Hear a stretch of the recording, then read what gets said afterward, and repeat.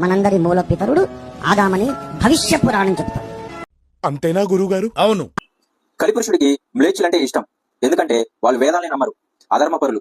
అయితే ప్రద్యోత మహారాజు వాళ్ళ నాన్నని చంపారని చెప్పి ఈ మ్లేచ్ఛ జాతిని అంతా నాశనం చేస్తాడు. అప్పుడు కలిపురుషుడు విష్ణుమూర్తిని స్తుతించి, స్వామి, ఇది కలియుగం కదా, ఇక్కడ నా ప్రభావం ఉండాలంటే నా మ్లేచ్ఛ జాతి ఉండాలి. మరి నా మ్లేచ్ఛ జాతి అంతా నాశనం అయిపోయింది, ఎలా స్వామి అని అడిగితే అప్పుడు స్వామి, సరే, ఆదాము హవ్యవతి అన్న జంట నుంచి నీ మ్లేచ్ఛ జాతి అంతా అభివృద్ధిని చెందునుగాక అని స్వామి అంత దానం అయిపోతాడు. అంటే మీరు దీన్ని బేస్ తీసుకుంటే కనుక మీరు మ్లేచ్చులు, కలిపురుషుడికి ఇష్టమైన వాళ్ళని ఒప్పుకోవాలి. ఏదో తేడాగా ఉందేంటి?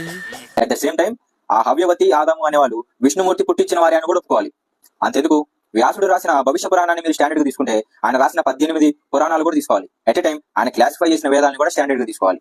ఇక్కడే మీ బైబిల్ ఎగిరిపోతుంది. ఆయన పేర్లు కలిస్తే సరిపోతాదా? కంటెంట్ కలవాలి, కాంటెక్స్ట్ కలవాలి. అది